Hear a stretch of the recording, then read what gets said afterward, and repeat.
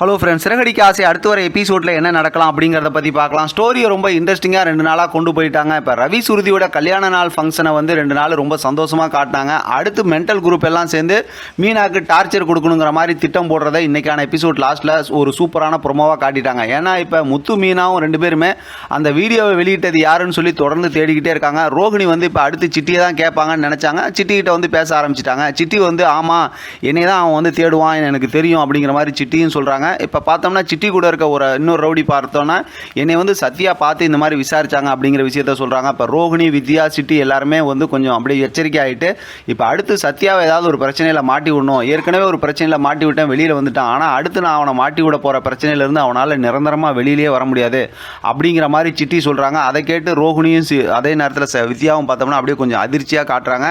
ஆனாலும் இவங்க வந்து கண்டிப்பாக பிளான் பண்ணி அடுத்து ஏதோ ஒரு பெரிய சிக்கலில் மாட்டி விட தான் போகிறாங்கன்னு நினைக்கிறேன். ஆனால் ஏற்கனவே வந்த ப்ரொமோவில் இருக்க அந்த சூப்பரான ஒரு மூமெண்ட் இப்போ வரைக்கும் வராமல் இருக்குது.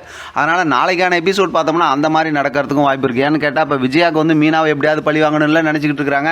அதுக்கு தானே இப்போ சந்தர்ப்பத்தை தேடிக்கிட்டு இருக்கும்போது தானே சிந்தாமணின்னு சொல்லிட்டு ஒரு புது ரவுடியை கொண்டு வந்தாங்க.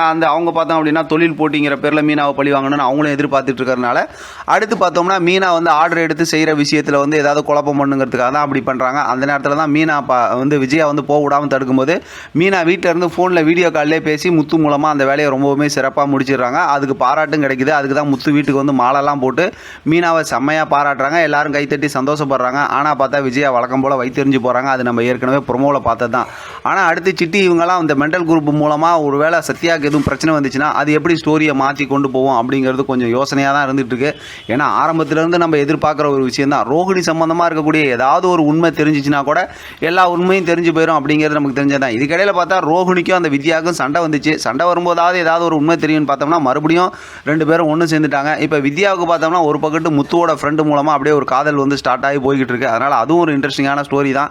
பார்க்கலாம் அடுத்து எப்படி இன்ட்ரெஸ்டிங்காக ஸ்டோரியை கொண்டு போகிறாங்க, என்ன பண்ணுறாங்க அப்படிங்கிறத வெயிட் பண்ணி பார்க்கலாம். இதுக்கிடையில் ஏதாவது ஒரு ப்ரொமோ இன்றைக்கி வரும்னு நான் எதிர்பார்க்குறேன். அப்படி எதுவும் ப்ரொமோ வந்துச்சு அப்படின்னா அதை வச்சு அடுத்த ஸ்டோரி என்ன மூவ் பண்ணுறாங்க அப்படிங்கிறத நம்ம தெளிவாக ரிவ்யூ பார்க்கலாம். இதை பற்றின உங்களோட கருத்து கமெண்ட் பாக்ஸை தெரியப்படுத்துங்க. தொடர்ந்து ஆதரவு கொடுங்க. தேங்க்யூ ஃப்ரெண்ட், தேங்க்ஸ் ஃபார் வாட்சிங்.